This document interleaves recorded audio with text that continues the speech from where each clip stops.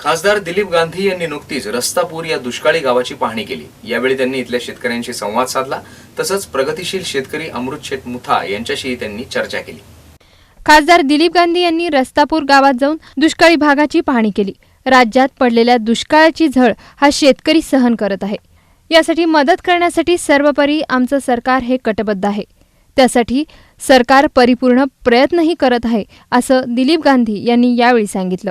मुथा आणि त्यांचे पार्टनर कैलासवासी आणि माझ्या बँकेचे संचालक पण उद्योगपती शांतिकुमारजी फिरोदिया या दोघांनी मिळून इथे जवळजवळ 280 ते 300 एकर जमीन घेतली आणि जवळजवळ 3 किलोमीटरचा बंधारा त्यांनी स्वतःच्या खर्चातून तयार केला आणि वेगवेगळ्या प्रकारची शेती त्यांनी इथे लावली।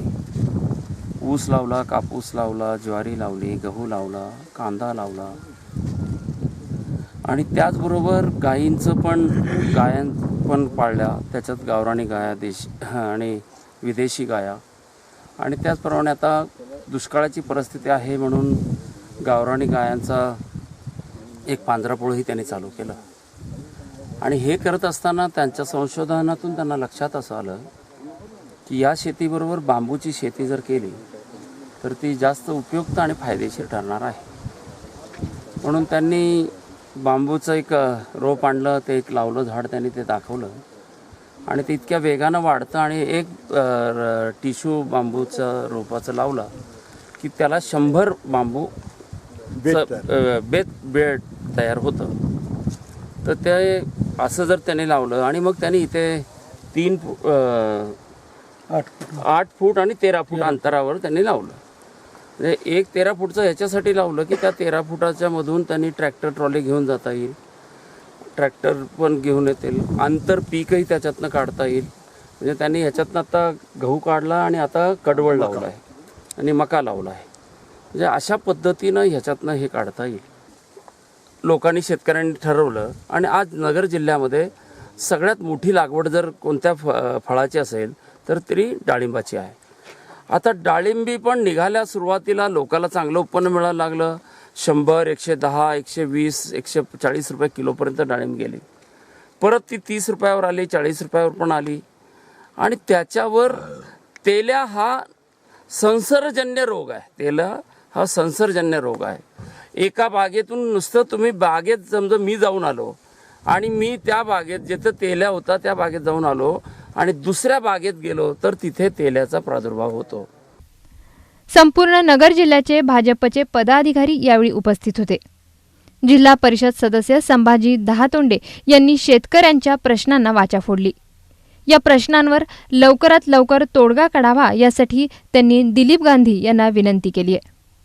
या दुष्काळी भेटीत शेतकरी आणि शेतकऱ्यांचे प्रश्न यावर चर्चा करण्यात आली। तसेच काही प्रगतशील शेतकऱ्यांच्याही भेटी घेण्यात आल्या। यावेळी ॲडव्होकेट बापू चव्हाण समवेत शरद दळवी, कैलास शिवारे, शांतीलाल कोतकर, मनीष साठे, किशोर बोरा, अशोक चोरमले, अशोक आहुजा आदी मान्यवर तसेच ग्रामस्थ मोठ्या संख्येने उपस्थित होते। मी प्रोफेशन म्हणून मी आर्किटेक्ट इंजिनियर म्हणून 20 वर्ष अहमदनगरमध्ये काम केलेलं आहे आणि त्यावेळेपासून एक मनामध्ये इच्छा होती की आपण रिटायरमेंटच्या हिशोबाने आपण निसर्गाच्या सान्निध्यात काम करावं।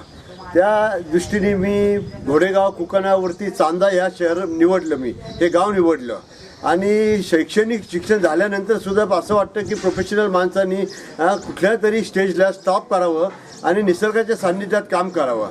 त्यावेळेला शांतिकुमार फिरोदिया हे माझे पार्टनर असताना मी या इकडे 150 एकर जमीन खरेदी केली आणि माझं संपूर्ण आत्ता मी 15 वर्षाचं आयुष्य मी संपूर्ण या शेतीच्या डेव्हलपमेंटमध्ये मी घातलेलं आहे आणि मला फार आनंद होतो आहे की आर्किटेक्ट इंजिनियर असताना मी भरपूर पैसे कमवले, भरपूर कामं केलेत। नगरचे फार मोठमोठे प्रोजेक्ट की जे प्रोजेक्ट वाड्यापार स्टेडियम, जिल्हा परिषद यांच्या बिल्डिंग, मार्केट कमिटीचं 18 वर्ष आर्किटेक्ट म्हणून काम केलेलं आहे।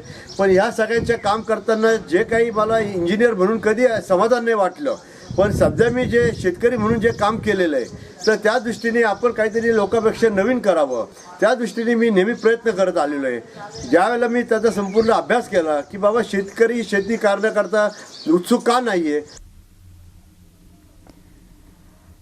प्रतिनिधी सोमनाथ शेळके, ब्युरो रिपोर्ट, जीवन न्यूज, महानगराची लाईफलाईन, अहमदनगर।